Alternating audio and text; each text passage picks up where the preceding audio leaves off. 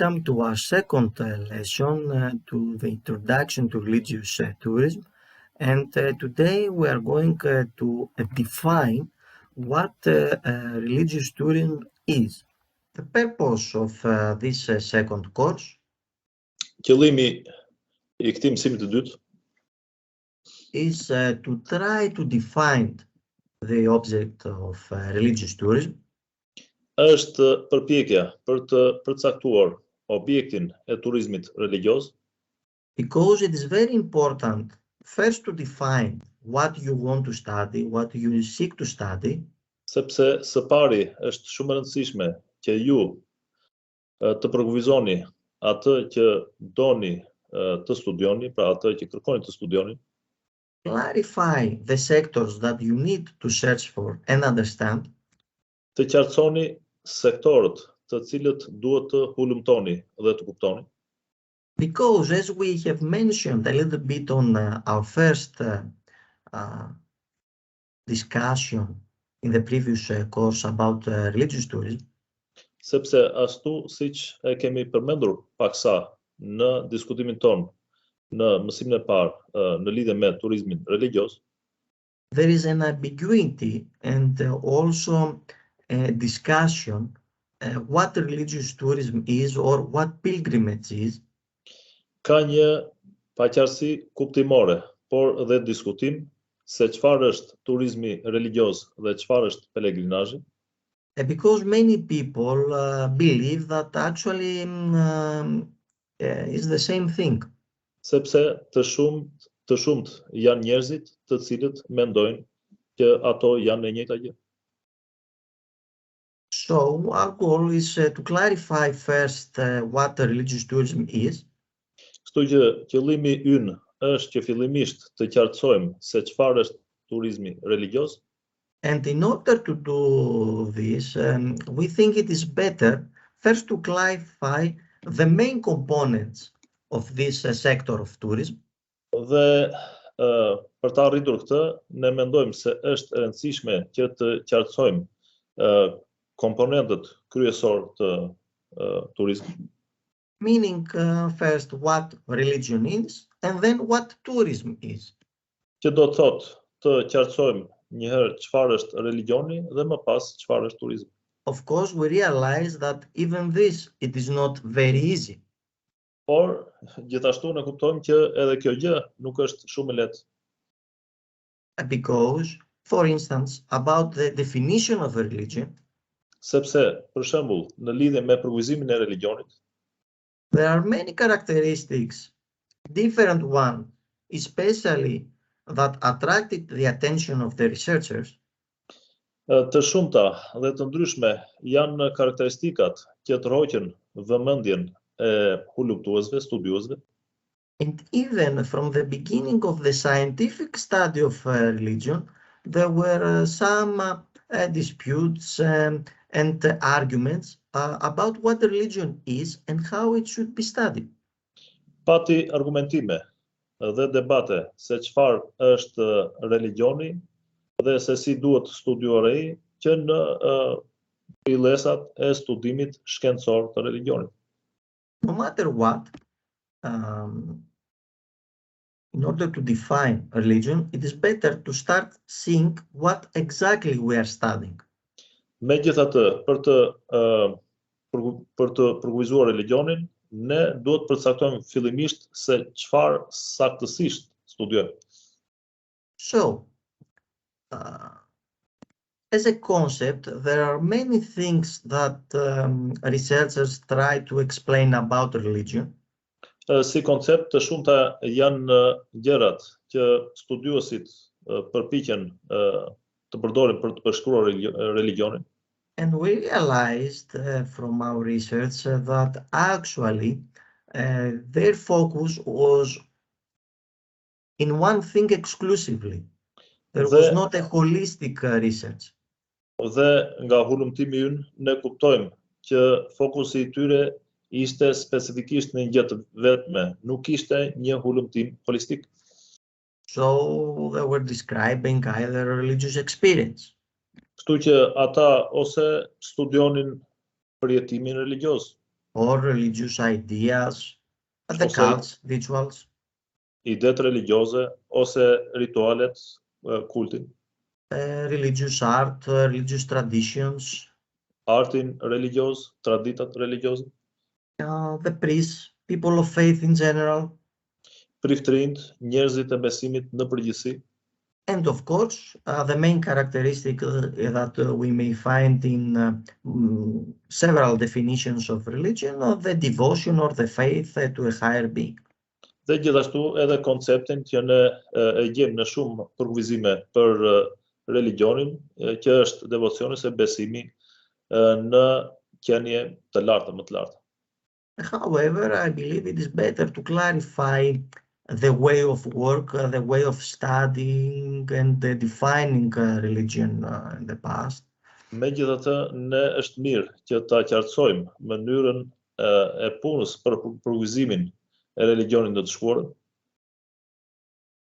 Usually, from the definition of religion, we could realize what is behind this, what is the theoretical way of studying religion. Nga vetë përkufizimi i religionit, ne mund të kuptojmë mënyra teorike për studimin e religionit. And especially in this tempo of the scientific study of religion, Dhe veçanërisht në këtë tentativë të studimit shkencor të religionit, we realize that religion was formed as a concept that actually was a construction of the researchers. kuptojmë që religioni u krijua si një koncept që në fakt ishte një ndërtim, një konstrukt i hulumtuesve. Meaning, as a concept, religion was presented sometimes as something else on what was really happening. Dhe si koncept, në disa raste, religioni po paraqitej si diçka ndryshe nga ajo që ndodhte ose që ishte në realitet. So, we realize that there are two main tendencies. Dhe kështu ne kuptojmë që ka tendenca të shumta. Either religion was connected with the ritual obligations, Ose religioni lidhej me detyrimet rituale, or with the devotion to a higher being. ose me devocionin kundrejt një qenie më të lartë. So, we have four main types of definitions. Kështu ne kemi 4 lloje kryesore të përkufizimit. The first one is the intellectual one, Lloji I parë është ai intelektual ose intelektualist, meaning that there is the tendency to see what people are thinking in order to have a faith in a higher being. që do të thotë për të parë se çfarë njerëzit ose si njerëzit mendonin për të pasur besimin tek qenia më e lartë. The second one that we can say comes from the phenomenological tendency. Lloji I dytë që ne mund të themi vjen nga tendenca fenomenologjike, Focused on the experience, u fokusohej tek përjetimi. what people were feeling, what the connection people felt with a separate activity that it could be called as religious one.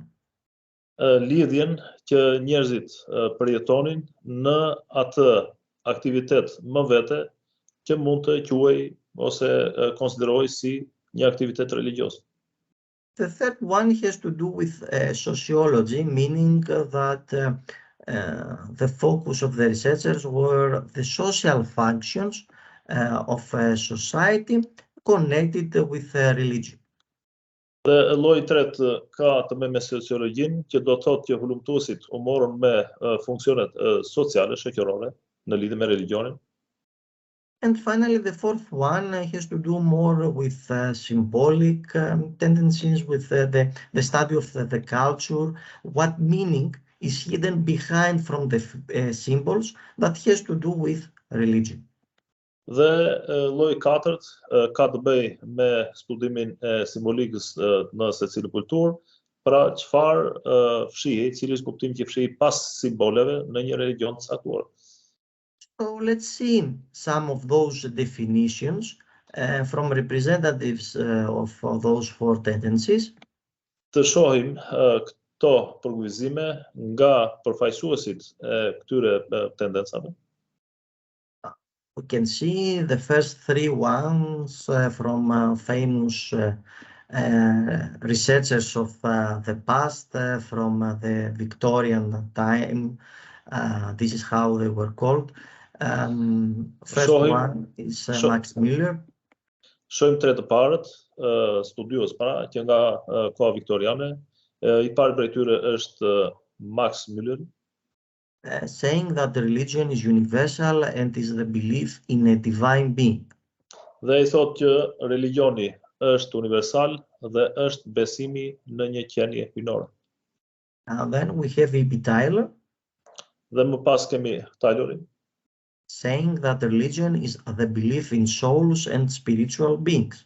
Që thotë që religioni është besimi në shpirtra dhe qenie shpirtërore.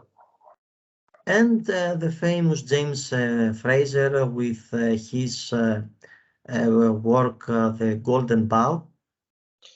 Dhe kemi gjithashtu edhe të famshmin Fraser me veprën e tij të famshme.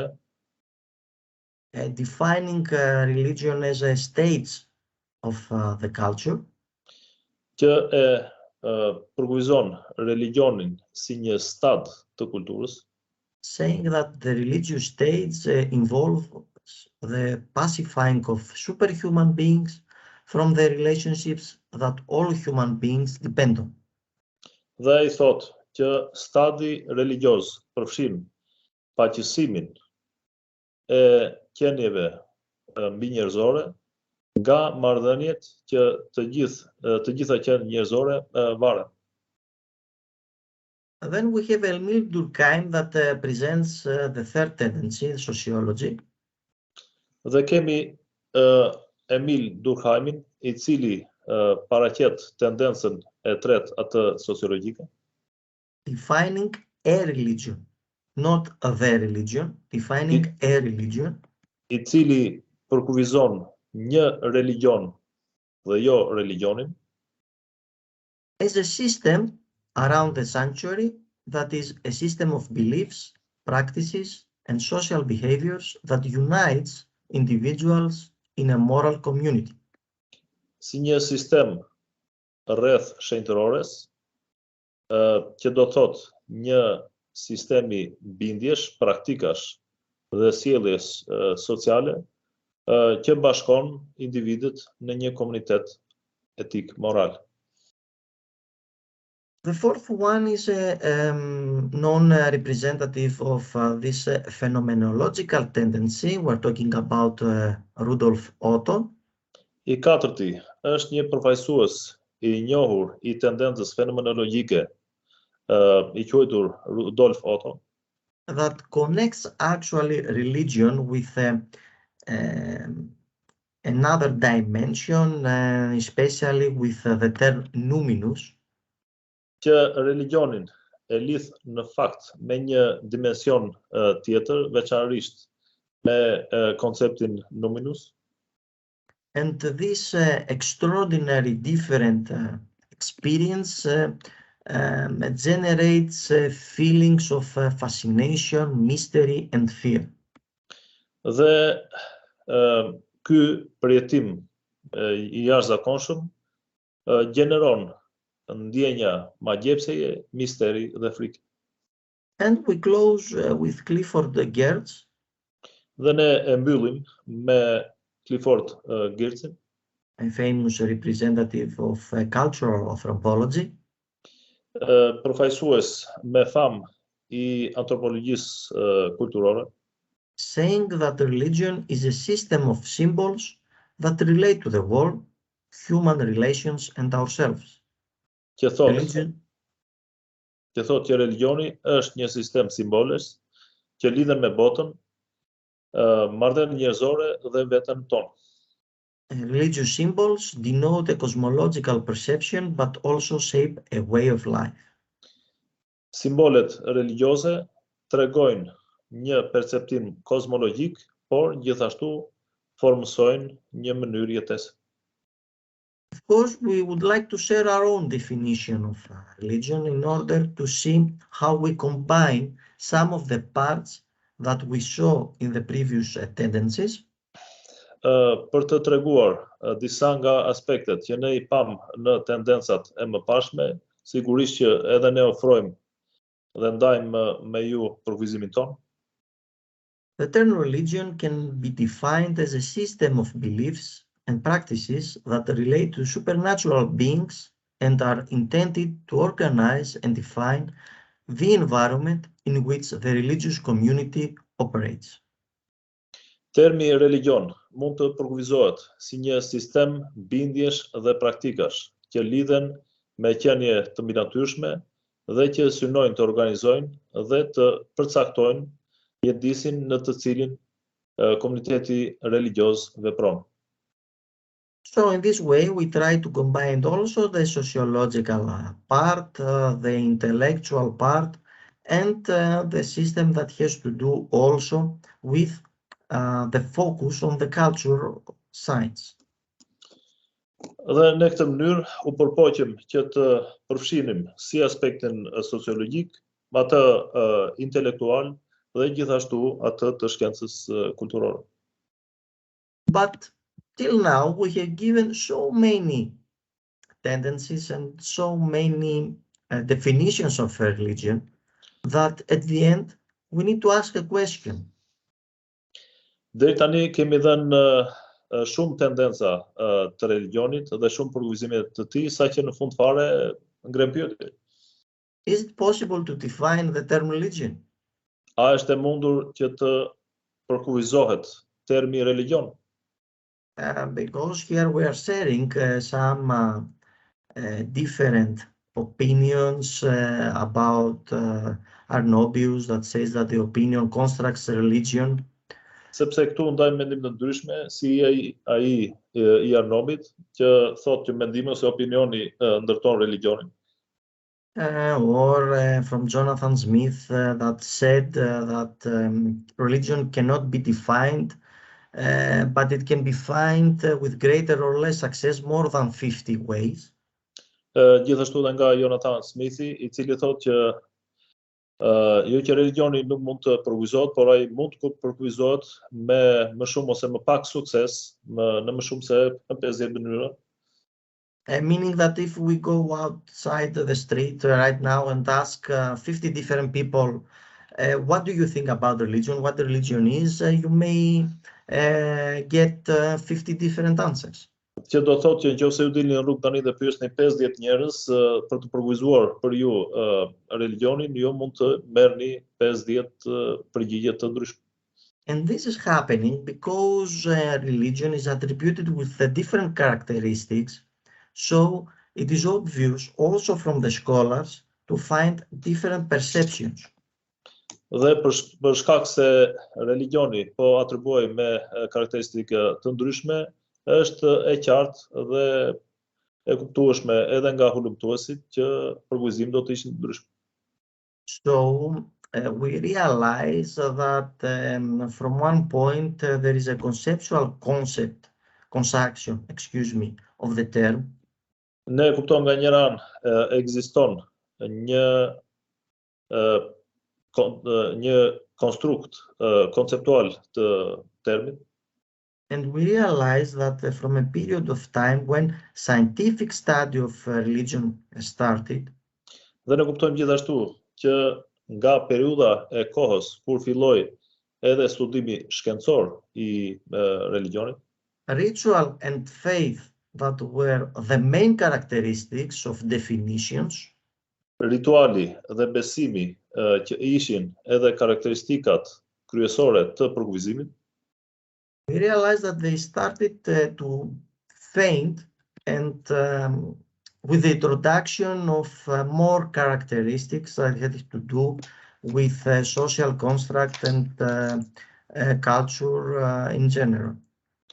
Ne kuptojmë që këto dy tipare filluan të zbehen me futjen e aspektit social dhe atij kulturor në përgjithësi.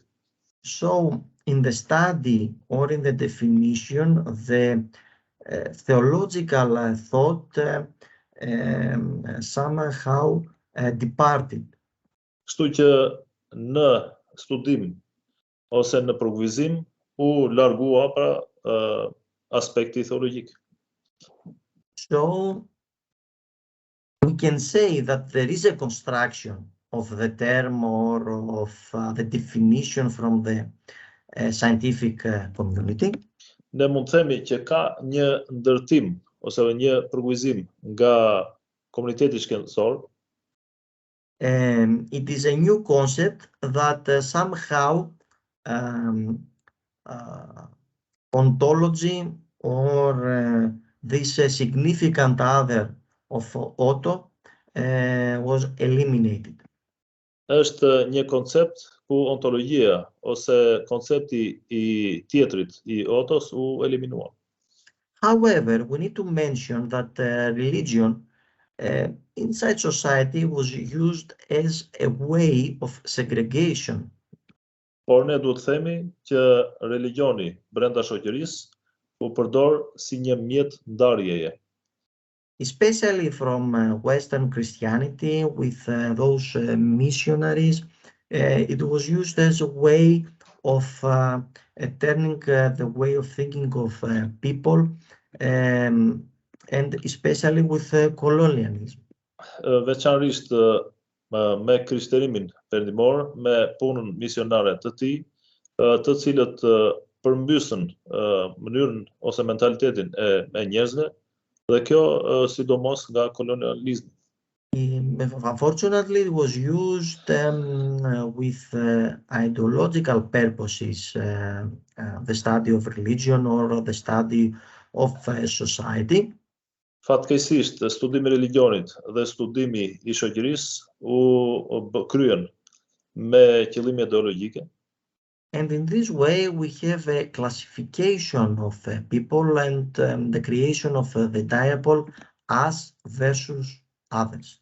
Dhe kështu ne kemi klasifikimin e njerëzve dhe krijimin e dipolit ne kundër ose përballë të tjerë, kundrejt të tjerë. This dipole said that the side of us is the better one, the saints, the good ones, the civilized ones. Ky dipolësh deklaronte që ne jemi të shenjtët, pra pala e shenjtë, të mirët, të civilizuarit. On the other hand, the side of the others are the barbarian, the exotic, the strange ones, Kurse nga the ana tjetër dangerous ones. ekzistonte pala e të çuditshmëve, e egzotikëve, dhe kërcënuesve, të rrezikshmëve. Those communities that were completely different from Western societies were characterized in many times as primitive ones. Kështu që këto komunitete që ishin ndryshe nga shoqëria perëndimore, shumë herë konsideroheshin si primitive. So, religion was used in order to segregate people. Kështu që u përdor vërtet religioni për të ndarë njerëzit. And the religious diversity was seen as a way of distinction, as a way of separate people. Dhe diversiteti religios u përdor si një mjet dallimi dhe ndarje mes njerëzish. So in many cases, the side of us or the side of Christians was the chosen one. Dhe në shumë raste pala jon, pra pala e të krishterëve, ishte ajo e zgjedhura. Somehow it was created something like a higher religion, a religion that was attributed especially in the Western civilization. Dhe në një farmase u krijua edhe religioni I lartë që shpesh I atribuoi civilizimit perëndimor. And it was a way that, like the Westerners, saying that our religion is the true one, the best one, and your religion is magic, is false.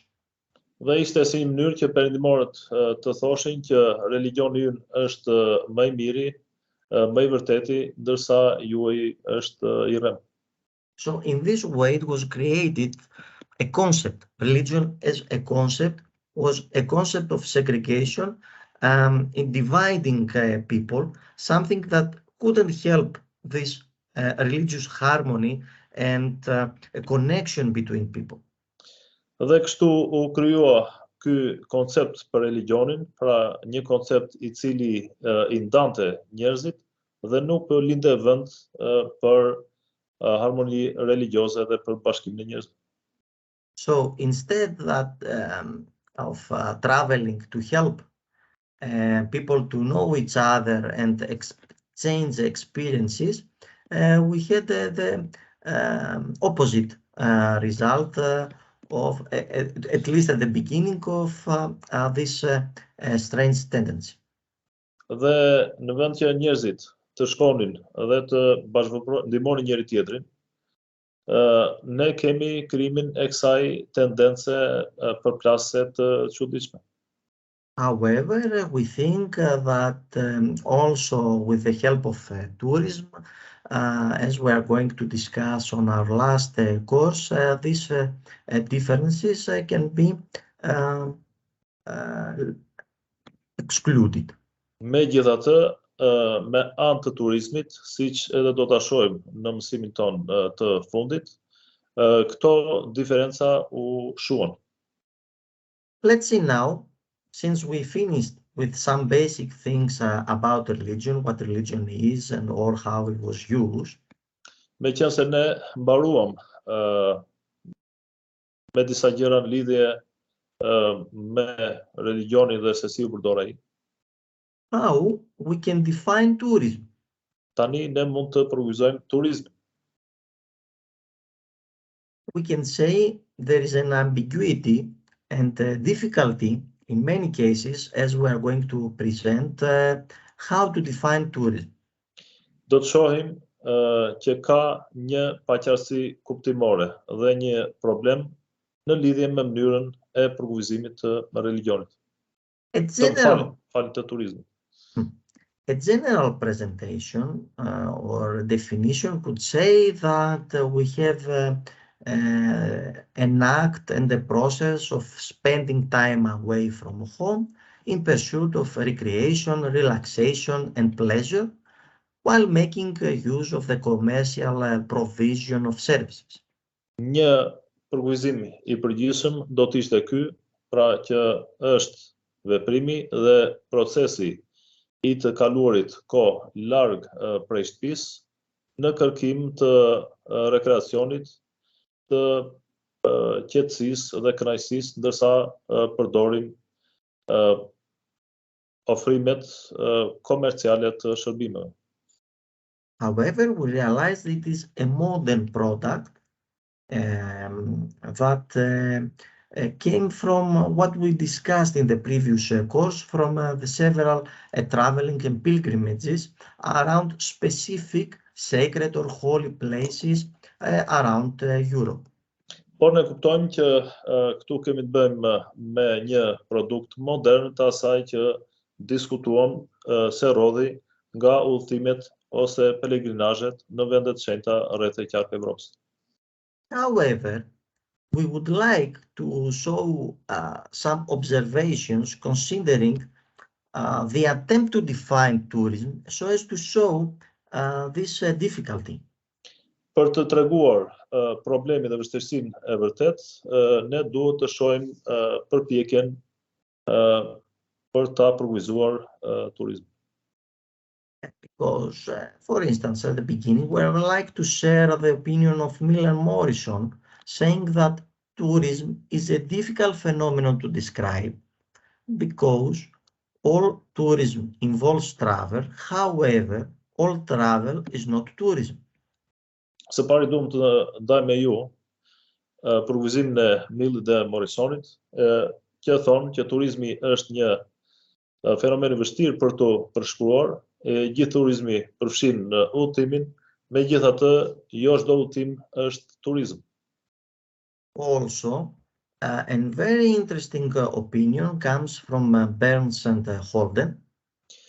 Gjithashtu, një mendim tepër interesant, pra me interes, vjen edhe nga Burns dhe Holden, saying that at the beginning, what was pilgrimage or a service that it was for the elite, që thonë që ajo që filloi si pelegrinazh ose si një shërbim për elitën, transformed into a global product, a global consumer product like Coca-Cola or McDonald's or these big chains that are worldwide.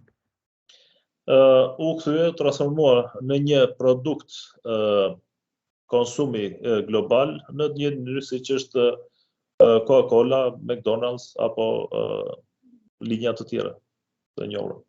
Very close, but I believe it is the most interesting opinion was what Poon mentioned. Shumë afër, por unë mendoj që është një mendim më interesant, më rëndësishëm ai që Puni ka përmendur. Studying mass tourism in the context of Fordism. Studimi I turizmit masiv në kontekstin e Fordizmit. Of course, this term Fordism Sigurisht, termi Fordizm comes from the name of Henry Ford, that was a founder of the famous automobile company. Vjen nga Henry Fordi, I cili ishte dhe themeluesi I kompanisë shumë të njohur të automobileve. And the term Fordism actually presents a technology of construction. Dhe në fakt termi Fordism përfaqëson një mënyrë të ndërtimit that is used as a base of modern economical and social systems. Që përdoret si një mënyrë për sistemet ekonomike të sotme. In the industrialized production and massive consumption. Në prodhim industrial dhe në konsumin masiv. So we realize that Poon presents tourism like being a product that will be a typical product that it will be produced on the same way like, for instance, cars or whatever other product passes from the industry on the same way in order to be consumed by the masses. Dhe Puni mendonte se edhe turizmi mund të prodhojë në të njëjtë mënyrë si një produkt konsumi për masat. So in this way actually mentions that maybe the quality of tourism will change. Dhe ai gjithashtu përmend që ndoshta edhe cilësia e turizmit do të ndryshonte kështu. And what, for instance, the negative things industrialization have in the way of life of the societies, we might find out all those problems also in tourism. Dhe ato probleme që kam I shoqërinë vetë industrializmi, këto mund t'i gjenim të ndikuara edhe mbi turizmin. And all those discussions start because, as we can see, tourism is a global industry. Gjitha këto diskutime lindën sepse siç e vërejmë, turizmi është një industri globale. As you can see in the slides, in the statistics, 1,465 million of international arrivals were recorded in 2019. Siç e shikoni edhe nga vetë slajdi, 1465 milion u regjistruan në 2019, rritje. Are mentioning those numbers on that specific year because it is a pro-coronavirus period? Përmend atë shifër pikërisht në atë vit sepse është periudha para koronavirusit. And during this year, actually, in 2022, we start again to have, let's say, a return to normality. Dhe vetëm gjatë këtij viti, pra në vitin 2022, kemi edhe kthimin në normalitet. However, as you can see, the international arrivals will increase to 1.8 billion by 2030. Por siç edhe mund ta shihni, perspektivat e arritjeve ndërkombëtare do të rriten deri në 1.8 miliard nga viti 2030. You understand then why, in many cases, researchers see tourists as consumers. Nga kjo kuptoni sepse në shumë raste hulumtuesit ose kërkuesit studiuesit I shikojnë turistët si konsumator. And of course, you can find also in my book how many research models were created in order to check and study the motivation for tourism. Dhe gjithashtu nga libri im do të gjeni se sa modele kërkimore u kryen për të kuptuar motivacionin, pra arsyet e turistëve, turizmit.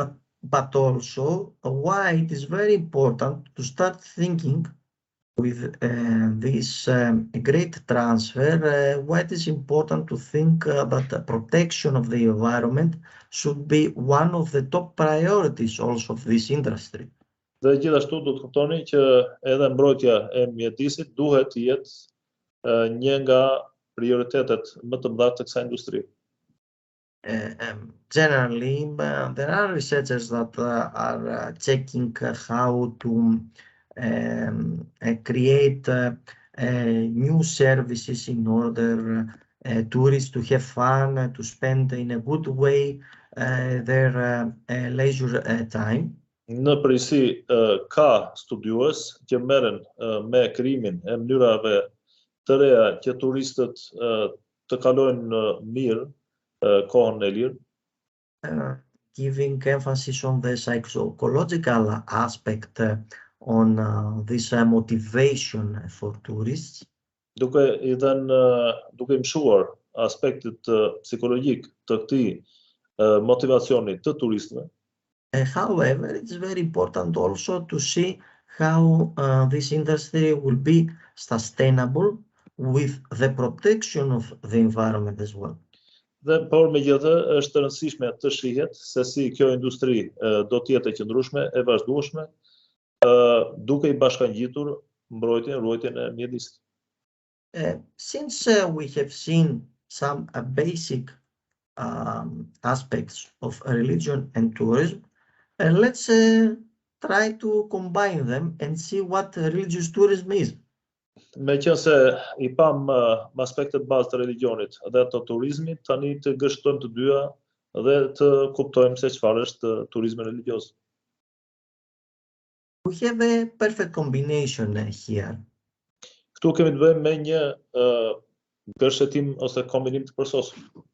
We're talking about an alternative sector of tourism, combining religion and tourism. Thus, we have religious tourism. Kemi të bëjmë me një alternativë të turizmit, ku kombinohet religioni dhe turizmi duke pasur këtu turizmi religioz. And as a term, we see from 1992 Nolan to be the first researchers talking about religious tourism as a new product. Dhe si term të parë të përdorur e kemi nga Nolani në vitin 1992 si një produkt turistik. discussing of how people are visiting religious sites in Europe and also visiting those sites on specific festivals, religious Që festivals. që përshkruajnë domethënë se si njerëzit i vizitojnë këto vende religjioze në Evropë dhe gjithashtu në kohë ose festa të caktuara And also, religjioze. and also there was a discussion about the motivation of tourists, meaning who were the real pilgrimates, who were the real pilgrims, and who were, let's say, the secular tourists. Dhe gjithashtu domethënë pati edhe diskutim mbi motivacionin, pra arsyet e turistëve dhe se cilët ishin pelegrinë të vërtet dhe cilët ishin thjesht turistë. But actually it should not be any distinction because all of them share the same services and are going to the same place, no matter what they are thinking. Në fakt nuk duhet të ketë ndarje, sepse pavarësisht nga çka mendojnë ata po shkojnë në të njëjtat vende dhe po kanë pa marrë të njëjta shërbime. So let's think some things before. Por tani le të mendojmë disa gjëra praktikisht. Of course, religion, we understand, even in modern times, has a powerful force in order to affect people and urge them to visit and travel on several places around the world. Religioni dhe ditët e sotme ka një fuqi të madhe që të shtyjë njerëzit të vizitojnë vendet e shenjta në tërë botën. However, we needed to discuss again aspect that those religious sites were not built for tourism. Por ne na duhet gjithashtu të përmendim faktin që këto sajte religjioze nuk u ndërtuan për turizëm, but nowadays are exploited as tourism products. por që sot shfrytëzohen si produkte turizmi. And we see that many religious sites are not only place of worship, Dhe vërejmë që shumë sajte religjioze nuk janë vetëm vende turistike, vende adhurimi, but also are places of tourist attraction. por janë gjithashtu edhe vende atraksioni turistik. And of course, those religious sites understand that they need to find a balance between the worship and the visitors. Dhe këto sajte religjioze e kuptojnë që duhet të ketë një ekuilibër midis religionit dhe vizitorëve. Because the economical factor as well is very important. Sepse edhe faktori ekonomik është shumë i rëndësishëm. But also we realize that the religious communities are asking for a respect of the place, especially during the worship. Por ne kuptojmë që edhe komuniteti religjioz kërkon respektimin e vendit, sidomos në shërbesa. So here it comes what we discussed in the previous course about the boundaries of the place and the rules of the place. Dhe këtu hyn ajo që ne diskutuam parë për kufit e vendit edhe rregullat e vendit. So depending on the groups, we might have visits during the worship and visits outside the worship. Kështu që në varësi të grupeve mund të kemi vizita brenda adhurimit, lutjes dhe jashtë saj ti, in order somehow to secure the sanctity of the place or of the moment. Në mënyrë që të sigurojmë, të garantojmë shenjtërinë e vendit ose të momentit, kohës, but also it is very important to secure the authenticity of the place, respecting the whole environment. por gjithashtu duhet të garantojmë edhe respektimin e vendit në lidhje me të gjithë mjedisin. So this means that the tourism industry should not interfere in the environment in a way to destroy the place by building a new infrastructure. Që do të thotë që industria e turizmit nuk mund të ndërhyjë dhe të prish ambientin me ndërtimin e strukturave të reja. That might affect the environment because we realize it is necessary in many cases to invest and build new infrastructure. Bëhet fjalë për ato ose për atë infrastrukturë që dëmton ambientin, sepse ne kuptojmë gjithashtu edhe që një farë infrastrukture është e nevojshme. In order to realize better this combination between religion and tourism, Për ta kuptuar më mirë këtë kombinim midis religionit dhe turizmit, we would like to share a division and a category do të donim të ndanim një ndarje dhe një kategori of religious sources by Sackley, të burimeve ose resurseve religjioze nga Sakli. I'm presenting this categorization. Që paraqet këtë kategorizim. So we have some categories like unique key feature. Dhe kështu kemi kategori të tilla si tipari kyç unik, Meaning a place that it is very special of religion, for instance, Hagia Sophia in Constantinople. që do të thotë që është një vend tepër i veçantë për një religion, siç është Shën Sofia në Konstantinopol. Or we have some archaeological sites Kemi gjithashtu edhe disa sajte arkeologjike, like Machu Picchu. Si Machu Picchu. Or we have important burial monuments. Ose kemi edhe monumente të rëndësishme të varrimit. For instance, the catacombs or the pyramids. Për shembull, katakombet ose piramidat.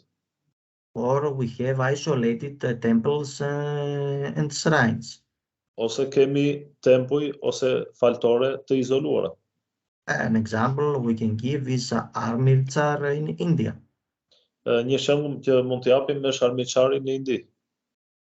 We have whole cities Kemi qytete të tëra, like Rome, Jerusalem, Assisi, si Roma, Jerusalemi, Asizi, or there is a complex of sanctuaries and temples.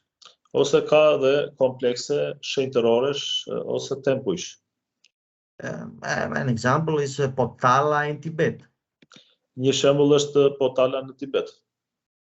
Places that are affected by the energy of the earth. We're talking about New Age cults. Kemi vendet të ndikuara nga energjia e tokës dhe këtu bëjmë fjalë për kultet e epokës së re. A famous place like this is Glastonbury in England. Dhe Glastonbury në Angli është një shembull ilustrues I kësaj. Another example is Holy Mountains, another category. Një tjetër kategori janë malet e shenjta. The most characteristic example is Holy Mountain. Excuse me. The most characteristic example is Agion Oros in Greece. Shembulli më karakteristik për këtë kategori është Agion Oros në Greqi.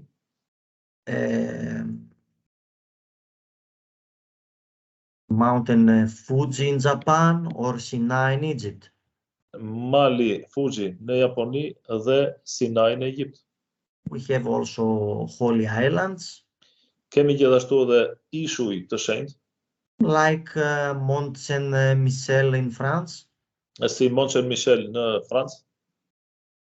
also pilgrimage centers Kemi gjithashtu qendra pelegrinazhi, like Mecca or Medina in Saudi Arabia, or even Lourdes in France. si Meka dhe Medina në Arabinë Saudite dhe Louvre në Francë. But we have also secular pilgrimage. It's a new category that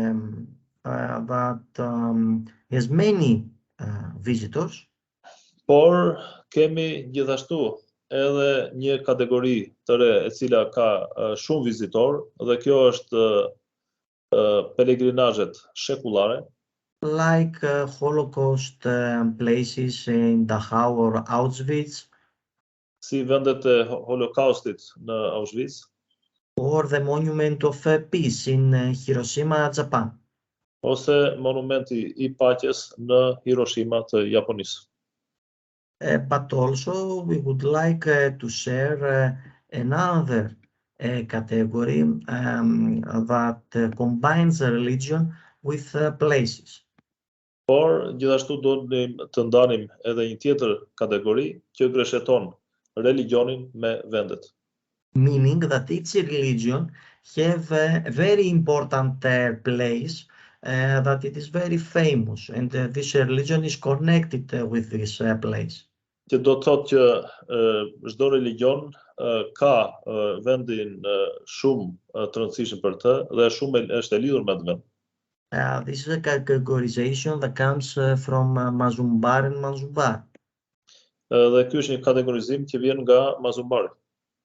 So we have holy cities, holy structures, sacred burial monuments, and sacred places in nature.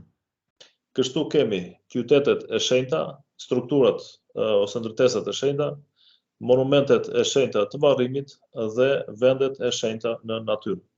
So most religions have those categorizations and very popular monuments. Shumica e religioneve i ka këto kategorizime dhe monumente shumë të njohura. So it is time now to define finally what religious tourism is. Tani erdhi koha që përfundimisht të bëjmë përkufizim se çfarë është turizmi religioz. As we discussed in the beginning, it's very difficult to define accurately religious tourism. Siç që thamë që në fillim është shumë e vështirë që të përkufizohet turizmi religioz. Especially when most of the researchers are giving a separate terminology in order to describe this sector of tourism. Veçanërisht kur studiuet të ndryshëm përdorin terminologji ndryshe kur tentojnë të përkufizojnë këtë sektor të turizmit. So we have the term pilgrimage tourism, cultural tourism, heritage tourism, spiritual tourism. Kështu kemi terma të këtill si turizm religioz, turizm pelegrinazhi, turizm kulturor, turizm i trashëgimisë, turizm shpirtëror. Of course, all of those terms can be combined or be a part of religious tourism as well. Sigurisht gjithë këta terma mund të gërshetohen dhe mund të jenë një pjesë e turizmit religioz gjithashtu. And show some aspects of religious tourism.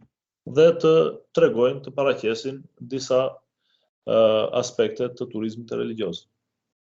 But this change, because we said that they describe some aspects, but this changes between, let's say, pilgrimage, religious tourism, or even cultural tourism. Por këto ndryshime midis turizmit religioz, turizmit të pelegrinazhit, madje edhe të turizmit të kulturës, kulturor, Can be given in a very interesting figure by Richards, Mund të ofrohen nga një figurë tepër e njohur e Richard, seeing some characterizations that we can attribute to those terms that can show graphically where we can place religious tourism. që në varësi të karakterizimeve me këto terma, ai mund të tregoj se ku mund të vendoset nga ana pamore turizmi religios. So we can realize that the religious tourism actually is in the middle between pilgrimage and cultural tourism. Kështu që ne kuptojmë që turizmi religioz është në mes turizmit të pelegrinazhit dhe atij kulturor. When we see that motivation and activities take place in order to characterize those sectors, Ku shohim që motivacioni përdoret për të karakterizuar këta sektor. so as we can see, pilgrimage is more spiritual, individual, and internal. Ashtu siç edhe mund ta shohim, pelegrinazhi është më shpirtëror, më individual, më i brendshëm. And we can see that cultural tourism has more secular, organized aspects, and the activity focuses more on sightseeing. Ndërsa turizmi kulturor është më shekullar, më i organizuar dhe ka dhe aspektin e vizitës, pra vizitor. So we see that religious tourism somehow is in the middle of those two sectors, meaning that combines all of those things and contains those activities and motivation. Pra, shohim që në një farë mënyre turizmi religioz është në mes dhe i përmban këto motivacione, pra arsyet edhe veprimtaritë. So we believe that this figure can help us define better and understand better religious tourism. Kështu që mendojmë që kjo figurë na ndihmon si për të kuptuar më mirë turizmin religioz edhe për ta përvizuar atë. So we don't need to go around our tail. Let's define religious tourism finally. Kështu që të mos vim vërdall dhe përfundimisht ta përkufizojmë turizmin religioz. Of course, as a form is it belongs to an alternative way of tourism. Si një formë i përket një është përbën pra një alternativë të turizmit. Which covers the need of the individual to visit for pilgrimage or to know religious monuments or to enjoy religious experiences. Që mbulon nevojat e individit për të vizituar për pelegrinazh, për të njohur monumente religjioze ose për të gëzuar, shijuar përjetime religjioze. The first Congress of Religious Tourism in Ravenna in 1990 defined the religious tourism. Kongresi i parë i turizmit religioz në Ravenna në vitin 1990 e përkufizoi turizmin religioz as a human projection, a form of solidarity and friendship, a meeting of peoples, their cultures and religions, learning about peace between people, respect for nature, and exploitation of natural and cultural property. Pra, si projektim njerëzor, pra një formë solidariteti dhe miqësie, një takim i njerëzve, kulturave të tyre dhe religioneve të tyre, që mësojnë për paqen mes njerëzve, që respektojnë natyrën dhe shfrytëzojnë pronën natyrore dhe kulturore. We see that this definition focuses more on what we were discussing before, the extremely opposite thing about this tension between new cultures that meet each other. It talks about mostly of tolerance and solidarity. Pra shohim që ky përkufizim është e kundërta e asaj që ne pam edhe prek më parë që ishte përplasja mes kulturave të reja dhe këtu flitet më tepër për tolerancën dhe harmoninë.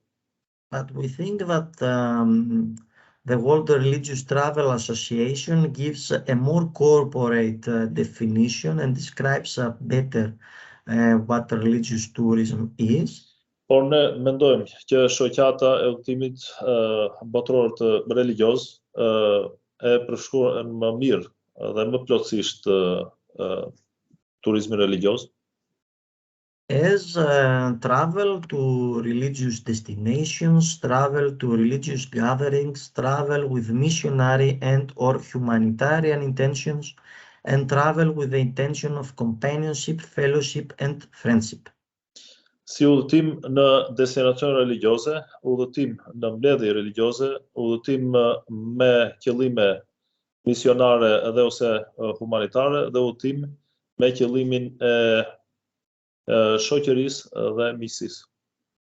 Since we defined religious tourism, let's see some aspects of religious tourism.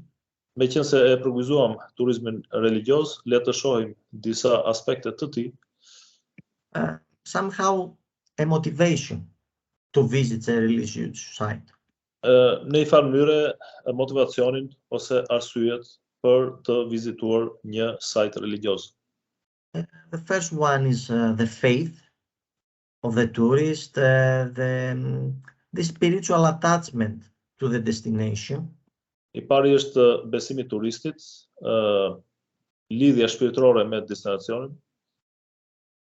And the second one is about a tourist that hasn't any connection spiritually or by faith in this place, what wants to go to this destination, to visit, to learn more things and appreciate this new experience. Dhe i dyti nuk ka lidhje me besimin, por është dëshira e turistit për të shkuar për të mësuar gjëra të reja dhe për të vlerësuar këtë përjetim. Let us also see some of the products and the possibilities of religious tourism. Por gjithashtu të shohim edhe disa nga produktet dhe mundësitë e turizmit religioz.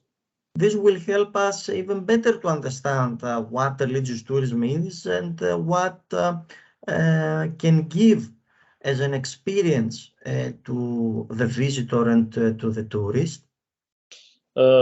Kjo mund të na ndihmojë ne që të kuptojmë edhe më mirë se çfarë është turizmi religioz dhe çfarë ofron ai në përjetimin e turistëve pelegrin. So we have the traditional pilgrimage.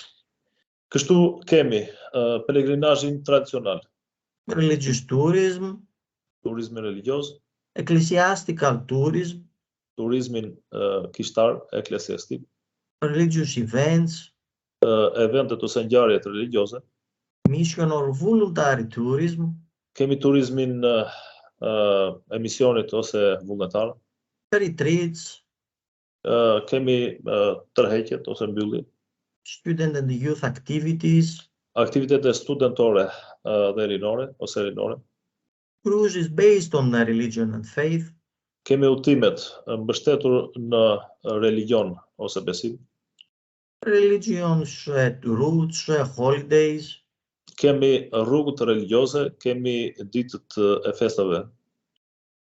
and spiritual and secular pilgrimage.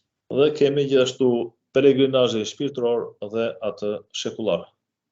To realize also how important nowadays religious tourism is, Për të kuptuar se sa i rëndësishëm është në ditët e sotme turizmi religioz, we can see in this figure how many partners are involved in religious tourism. ne shohim në këtë figurë se sa të shumt janë faktorët e përfshirë në turizmin religioz.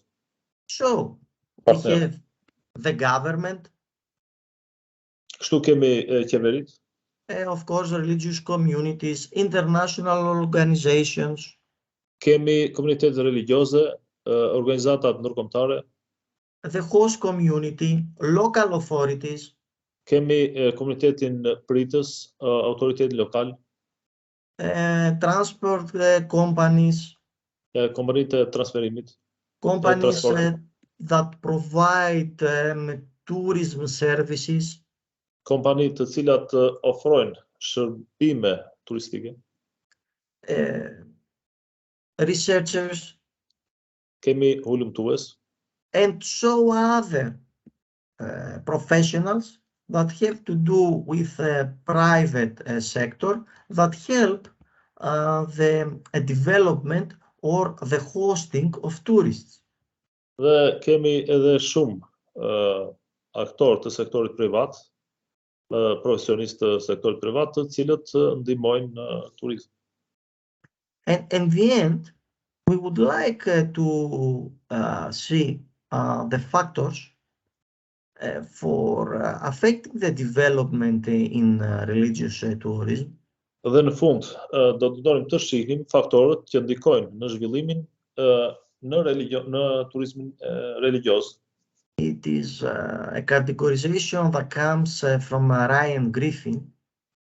Është një kategorizim I cili vjen nga Ryan Griffin. And can show how those factors can help religious tourism. Dhe tregon se si këta faktor mund t'i vinë në ndihmë turizmit religioz. Because as we have said, also the financial part is very important in the development of this sector. Sepse siç e kemi thënë, edhe aspekti financiar është shumë I rëndësishëm në zhvillimin e këtij sektori. So we have the search of authenticity. Kështu kemi kërkimin për autenticitet. The differentiation of the product. Kemi diferencimin e produktit. The development and the increasement of travel agents. Kemi numrin më të madh ose të rritur të agjentëve të udhëtimit. Of course, cheap flights. Dhe sigurisht fluturimet lira. The development of domestic tourism. Kemi zhvillimin e turizmit vendas. Search for the unusual. Kërkimin për të rrallën, atë që është rrallë, besimin. Cultural conservation. Kemi ruajtjen kulturore. Development in short breaks. This will help not the interfere with the environment and the change of the environment. Kemi edhe zhvillimin me pauza të shkurtra që në këtë mënyrë të mos ndërhyet në mjedis apo të ndryshohet ai. Of course, the media, the press. Sigurisht domethënë edhe media dhe shtypi. Internet, social media. Gjithashtu interneti dhe media sociale. And all this process for expanding marketing, but also the will for sustainability, respecting the environment as well. Dhe kemi domethënë edhe gjithë atë tentativë për zgjerimin e tregut dhe gjithashtu për qëndrueshmërinë, sigurisht në ruajtje të ambientit. So we believe that in this long course we try to show the main characteristics of religious tourism, presenting first the components that consist religious tourism. Në këtë mësim gjatë u përpoqëm që të ofronim karakteristikat e turizmit religioz duke sjellë së pari komponentët kryesorë të tij.